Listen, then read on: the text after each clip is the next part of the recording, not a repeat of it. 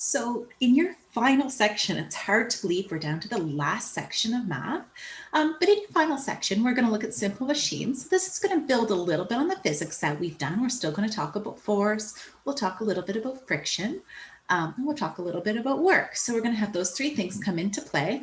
We're going to look at simple machines. Simple machines are things that you use every day. The whole principle of a vehicle is built on a whole pile of simple machines that are combined into one large machine.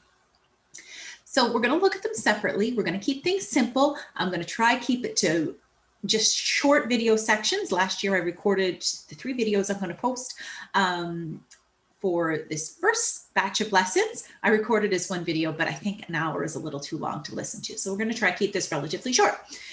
Now there are 6 simple machines. We're not going to talk about all of them. We will look at most of them though. We're going to look at the wheel and axle.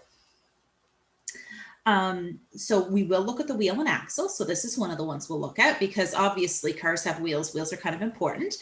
Wheel and axle also covers gears. Okay, so gears are an example of the wheel and axle. So we'll look at wheel and axle along with gears. We're going to look at pulleys. Pulleys are things like a garage door chain uses a pulley system. Depending on what type of pulley you're thinking about. Elevators use pulleys. If you have like some types, if it's not a pneumatic hoist, some types of hoists will use a pulley system. Something for lifting an engine would typically often be based on pulleys. I know lots of times we're getting into using fluids, but we'll look at pulleys. And it's a pulley, like this type of pulley, we're using a pulley to do a lift. We will look at levers. That's one of the first ones we'll look at. Wedges are just an example of an inclined plane. So we're not going to do the wedge. We won't discuss that one, but we will talk about inclined planes simply because ramps are very logical piece to kind of put in with things that we use every day. And screws are really an example of an inclined plane. So we won't actually talk about screws, but we'll talk when we talk about inclined planes. I'll try to remember to mention them. So we won't include screws in what you do. So we're really only going to look at, so that leaves us 4 different examples. And at the very end, as long as things have all gone as planned, and you can let me know if you're completely overwhelmed, if I'm going too quickly, I'm going to take a few minutes and I'm going to talk about how Pascal's law and pressure and area is an example of a simple machine. So how we can use like master cylinder to brake line, how we can use that as an example of a simple machine. So we'll save that one till the very end, and that'll give you a little refresh of that before you go out and your OJT, and hopefully it'll be something that you remember when it comes time for your block exam. So those are the 4 things we're going to look at. We're going to look at the wheel and axle, the pulley, the lever, and the inclined plane. Now for today, we're just going to talk about all of them in general. We're not going to get too specific, and then I'll go with each one separately. So first of all, what's the purpose of a simple machine? Well, the first purpose of a simple machine is to change the size of the effort force being applied. So a torque wrench. You put a certain amount of force at the end of the wrench and it multiplies that force here at the pivot point. When we talk about levers, we're going to talk about how a wrench works, how much force it multiplies. So it allows us to put more force than we could put on with our bare hands. It allows us to put more force on a nut or a bolt or something like that. All right, second purpose of a simple machine is to change the direction of the effort. So when we're talking about changing the direction, you'll see here, this is a pulley system. So this is the type of pulley we'll look at. We need to lift a heavy load. So maybe you need to lift a transmission or an engine out of a vehicle. You could set up a pulley. One end is connected to what you want to lift. And instead of lifting upwards, you pull downwards because the pulley wraps around and changes the direction of the force. By pulling down, it's easier for you to pull. So that's how it makes work easier. So it can change the effort force. It can mean I apply less force and get more force out. That's one way it can make work easier. It can change the direction of the effort force to make work easier. So everything makes work easier. It could change the distance over which the effort force is applied. And usually 1 and 3 go together. Okay, so if I change, so 1 and 3, these 2 go together. Okay, they always go together. So if I change the size of the force, I'm also going to change the distance over which force is applied. And we will talk about ramps in this lesson set. And then finally, we can change the speed at which we applied force. Speed, that's going to relate if we can change how fast we apply the force. Do you remember talking about power? Power comes from how fast I can do work. So if I can change how fast I apply the force, I can change how fast we do work. And well, that gets us into horsepower. Of course, we're not going to do a whole lot with that because this is an intro level course. It's just to kind of get all the little pieces there so that next year when you get dealing with engines and gears, you'll go, oh yeah, I remember some little bits. You probably won't remember all of it. According to statistics, if you remember 10 or 20%, I've probably done an okay job.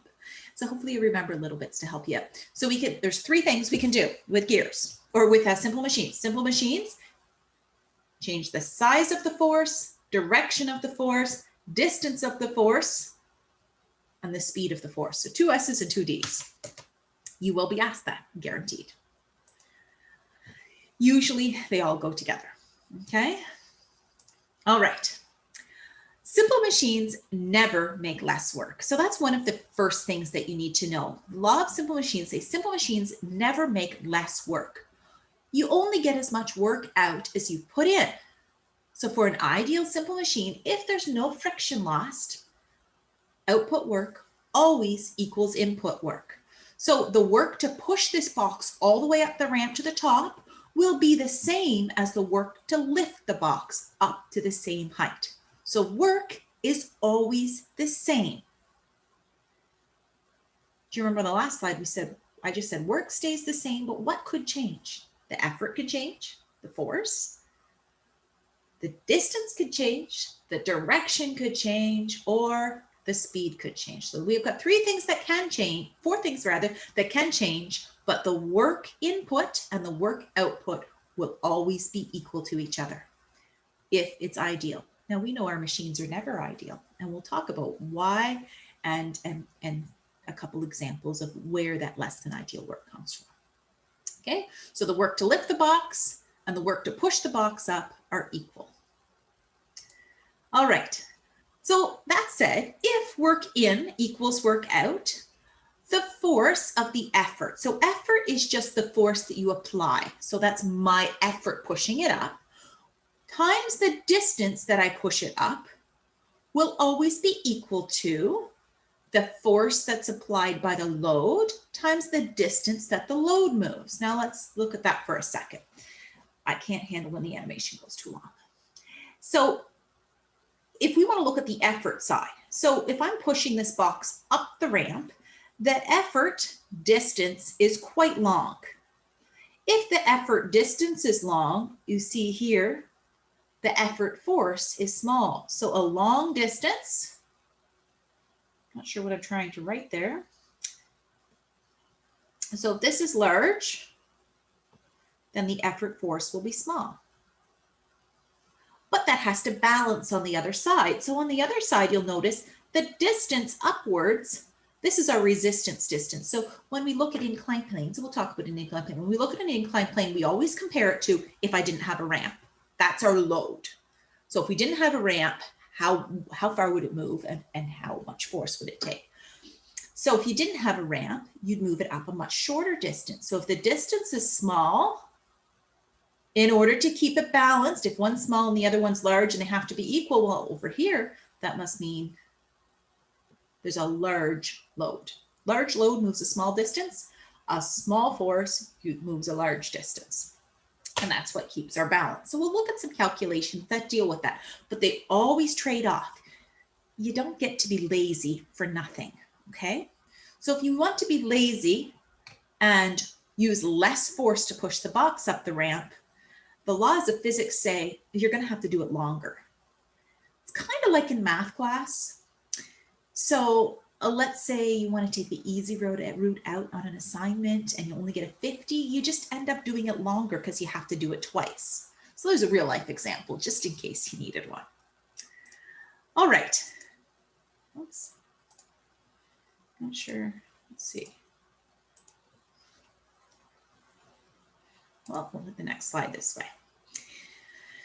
So when we're looking at a machine, so this is an example of a pulley, and we will talk about pulleys. If the output force is greater than the input force, you have what we call mechanical advantage. So that's usually what we want to talk about with machines. So we'll see here, see how the effort force was smaller and it moves the larger load? Well, here, the output or the load force will usually be larger. Most of the time it's larger. There are sometimes when a smaller mechanical where you want to put in more force and get less out. We'll talk about that example. For some of you fellas, you probably haven't thought about it, but you'll pick up on it when we get there. Sorry, I just used the word fellas. I'm using that as an all-inclusive term. Guys, girls, everybody. Have to be careful with words sometimes. So we want to move a large force using a small input. Okay, so if the output is larger than the input, we have mechanical advantage. So that means my force was increased. It also means that I've had to work for a longer distance. Now we'll look at the specific example of this one when we get to pulleys next week. So what is mechanical advantage? So mechanical advantage is just a ratio of the two forces that we get with a simple machine. So there's always a force of effort. That's my input force. Okay. Oops. So this is my input. And then there's the force of the load. That's the output. That's what I'm moving. So we have an output force, input and output force. If I take the ratio of the output force to the input force, so I compare what I'm getting out to what I put in, that will give us the number of times our input force is increased. And usually we want to increase that force. That helps us out.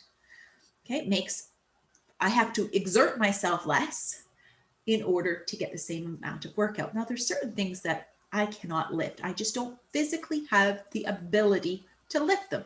But using a simple machine that would increase the force that I put in, if it has mechanical advantage, I can move that object or lift that object. All right. So let's do a couple of calculations. So we've got our key concepts. So before we do our calculation, I'm going to review a couple of things. Work in equals work out, always and forever. And the other thing we've learned that mechanical advantage is how much my force has been multiplied, how much my input force has been increased.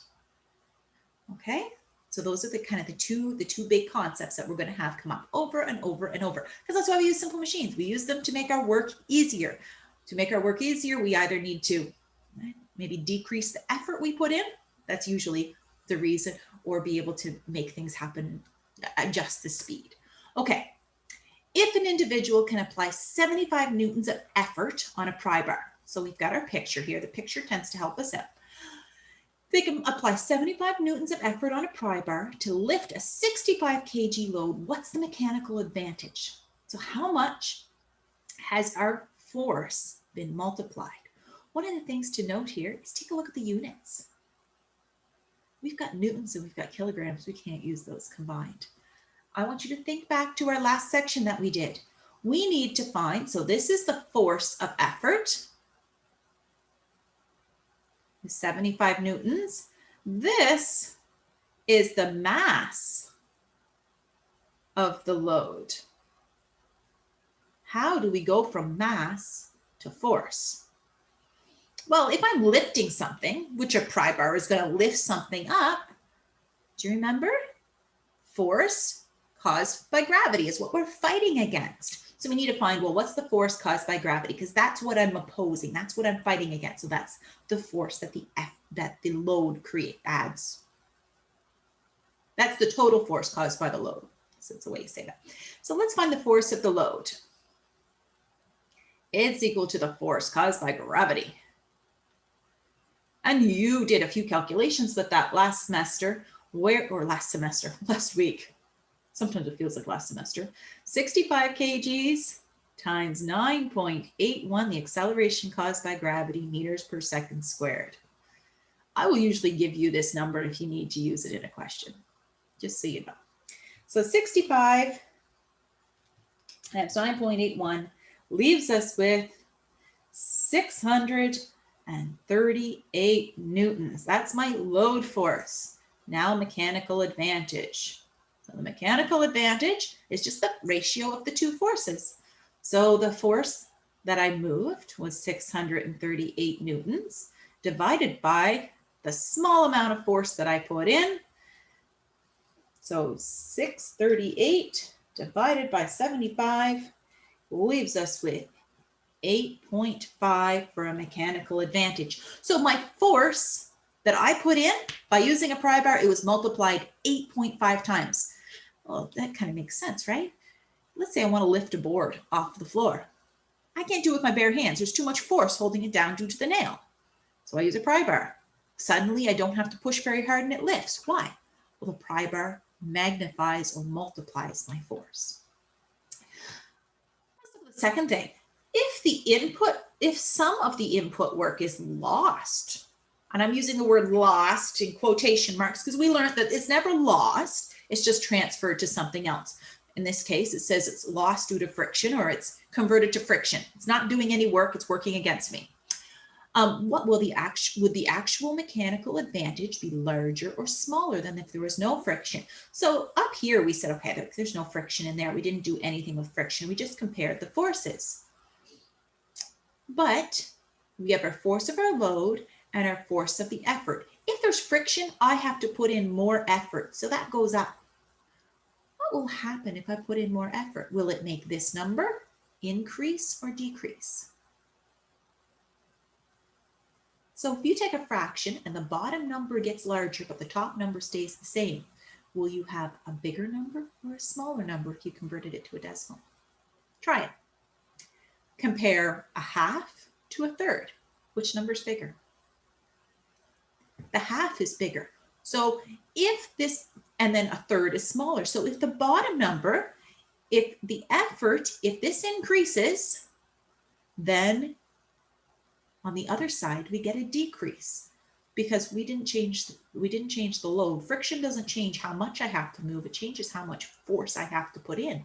So if we have to put in more force, we get a smaller mechanical advantage. So anytime there's something like friction, or maybe there is sound, anything that converts energy or work into other kinds of work that aren't actually involved in moving something, we are going to have less mechanical advantage. And I'm going to abbreviate it. I'm going to call it mech advantage. Okay, so we'll have less mechanical advantage anytime we have friction. We'll tell when we get to efficiency, we'll see that if there's less mechanical advantage, we're going to have less work. It's going to be less efficient. Okay. All right, example 2. What does a mechanical advantage of 1 mean?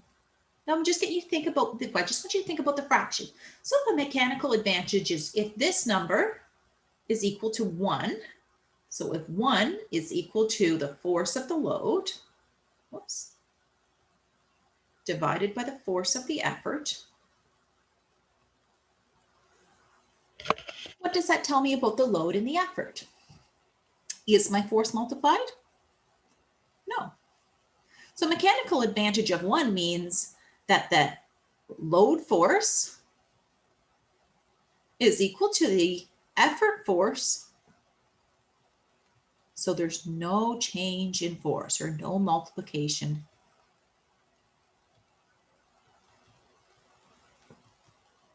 of force.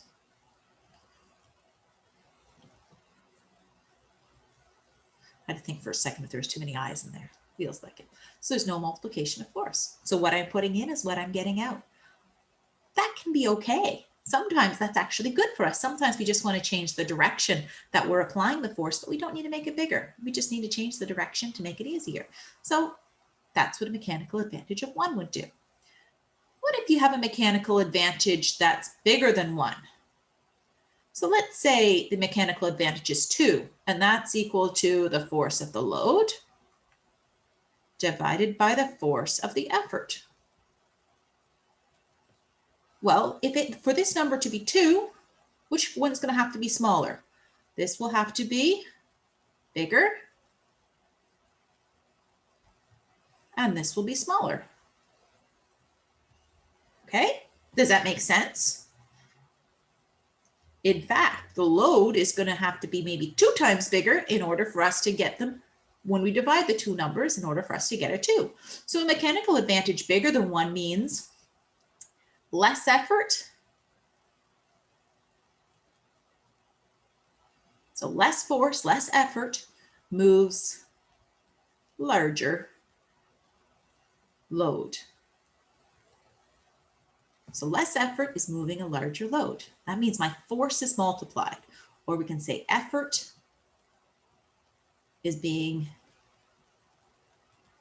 increased. And that's a good thing. Now, lastly, where would you use a machine that has a mechanical advantage less than 1? So let's think about what happens. If the mechanical advantage is less than 1, let's say it's 0.5. So the force of load divided by the force of the effort.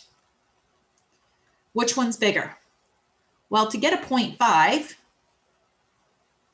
the only way I can get a 0.5 is if the bottom number is larger than the top. So this would have to be big, and this one would have to be small. So I put in a lot of effort to move not very much force. Where would you use a machine that does that? Any of you guys work out? At the gym, are the machines designed to make your work easier? Or are they designed to make you work harder so that you put in more force so that you get stronger? There's your answer. Especially, I don't know if any of you, take a look, if any of you guys have, I don't know if you've seen one or have access to a Bowflex. My husband has one, and it's actually, if you look at the components in it, you actually, it's built so that you have to put in a lot of effort in order to move a small amount of load. A Bowflex is just based on our particular one. I should show a picture of it. Is just based on rods that bend, and I can bend them quite easily. But the way the machine's rigged up, it's rigged up with pulleys. You have to put in a lot more effort in order to bend them, which means I can have a very small, light, portable. I say portable, more easily moved machine, as opposed to actually having things that weigh 100, 200 pounds. I can get the equivalent of maybe 200 pounds of force by just adjusting the way the machine's connected. When we get to pulleys, I'll take some pictures of it, and I think it might give us some good examples. Actually, it might even be better if we're thinking about levers. And I'll try throw a couple pictures of it when I get a chance. I've got most of my slides made up, but that's a really good example. So if you're at the gym, take a look, and as we go through the different machines, you can take a look and see, are there things that actually make you work harder? An incline bench is one of them, and we'll look at that when we look at when we get to ramps or inclined planes. You'll look at some of the theory that would be required for an incline bench. Now, I'm not going to talk about the gym side of it because I'm not a gym junkie. My husband's got an incline bench, and he was so excited to get it. And the reason is it means he can use his same weights, but he can get more resistance, which means he's working against larger loads, which should help him get rid of his belly, I guess. I didn't just say that. He's out for a walk. You better stay out. All right.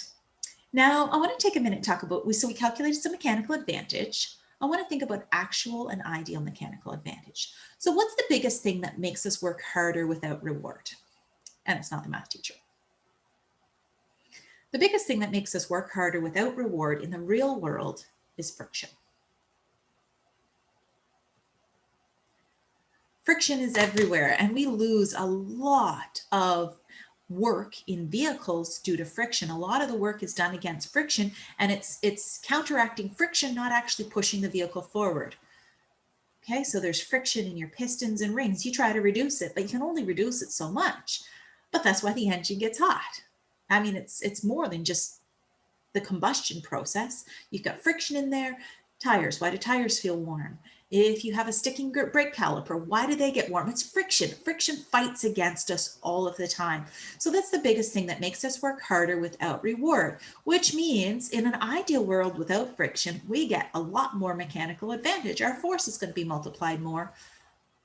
But in a world with friction, our actual mechanical advantage, it's always going to be less. So ideal mechanical advantage is how much effort is multiplied in an ideal scenario. So this is a friction-free scenario.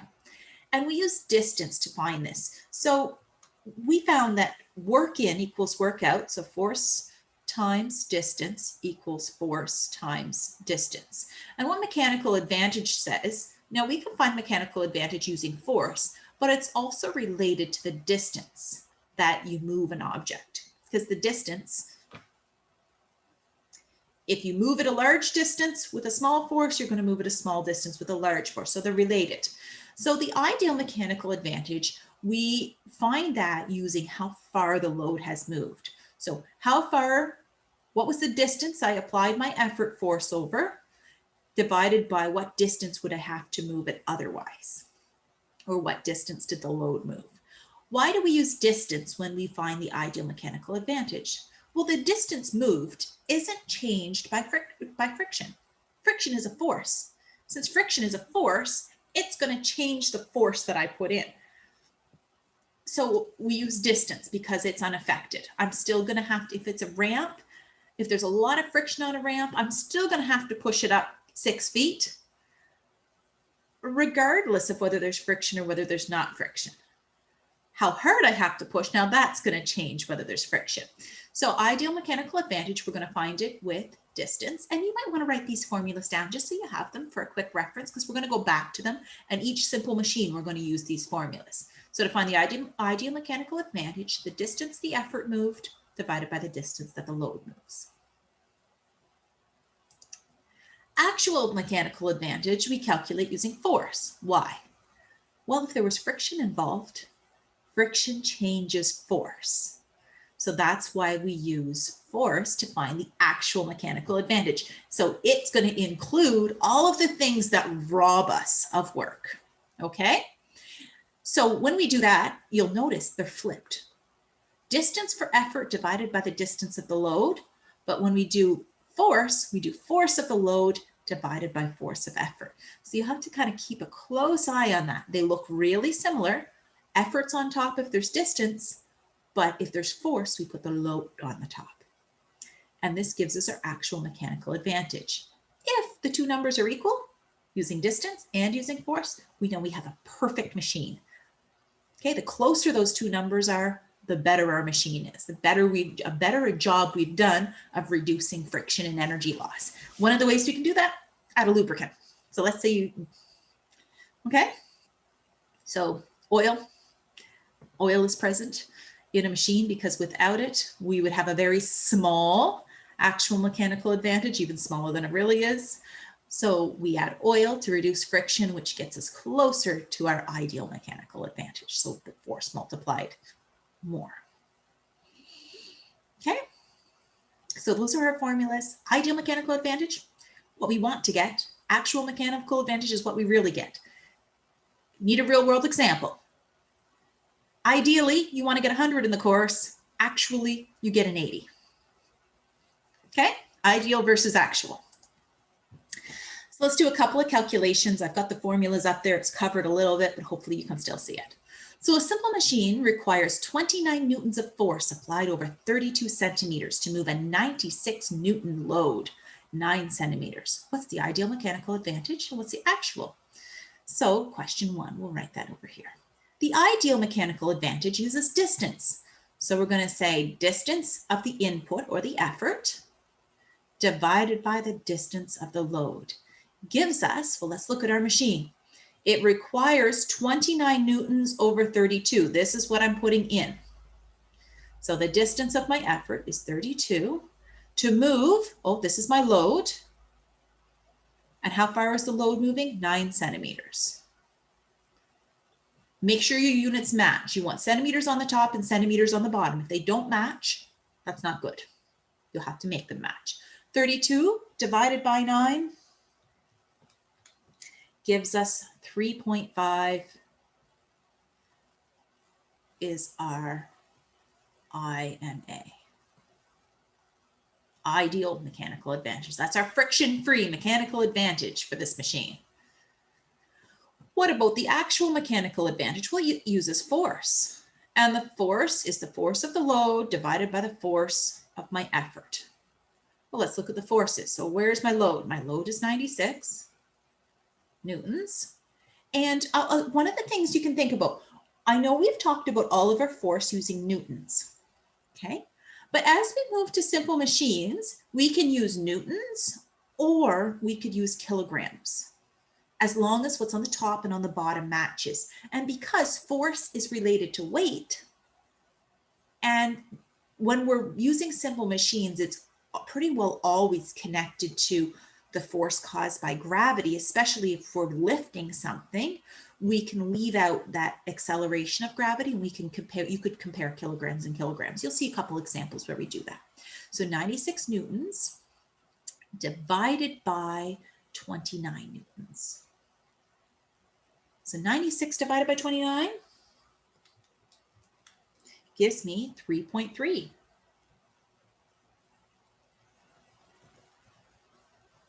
So we notice from this that our actual mechanical advantage is less. So there must be some friction. So some work is lost. Ideally, they're equal. But in this case, we found that the actual mechanical advantage tells us that we lost a little bit of work along the way. Some of it got converted into something else that didn't help us lift or move this load. 2, could you ever have an actual mechanical advantage bigger than the ideal? So let's say you're doing a math question and you get the ideal mechanical advantage is 3 and the actual mechanical advantage is 3.3. What does that tell us? Well, it tells us we've made a mistake because we can never have actual bigger than ideal.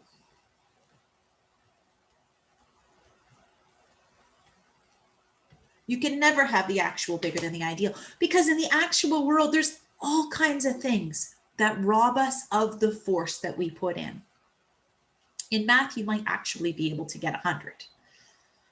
But if the real world was a test, you'd never be able to achieve 100% because there's always going to be, if we think of it as a simple machine, you're always going to have something that takes away a little bit of what you should have been able to get out, okay? So you're never going to have your actual mechanical advantage bigger than the ideal.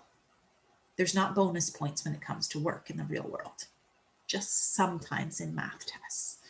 I haven't done very many of those I haven't done much of that this year because it's all been open book. So it's really hard to give a bonus question when it's open book, other than like a bonus quiz. Okay. All right. Last piece to talk about simple machines is efficiency. And we're going to see these words, they're going to keep coming up. So you kind of get a rough overview of them now. It's just a multiple choice quiz, so it's going to be nice and easy. And then you'll see them keep coming up. So by the time you're done, you'll be quite familiar with the few terms. I know it's kind of a lot in this lesson. So efficiency is the percentage of input work that's converted to output work. So what percent of the work that I put in is converted to the work that I put out? And when we talk about simple machines, what we do is we compare the mechanical advantages.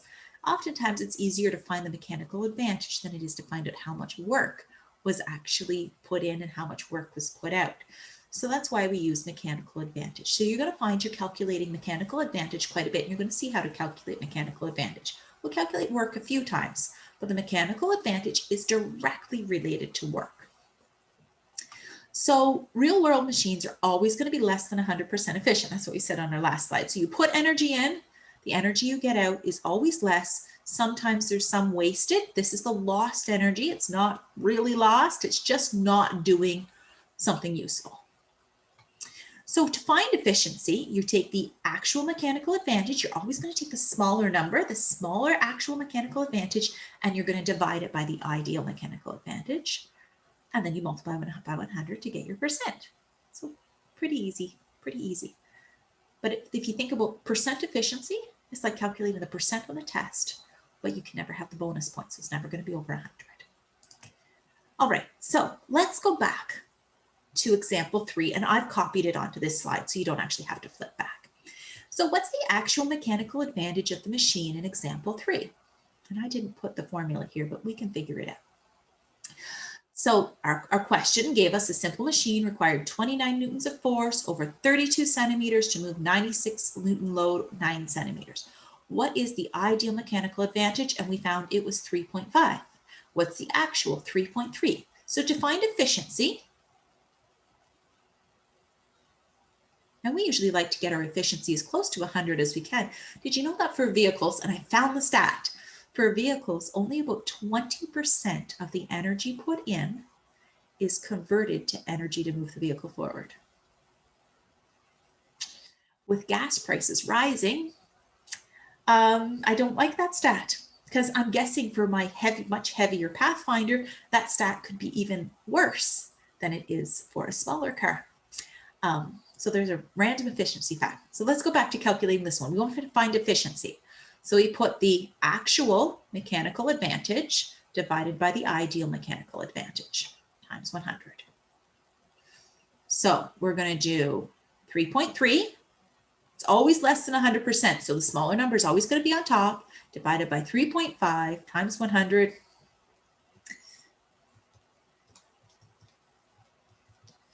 And you're going to get 94%.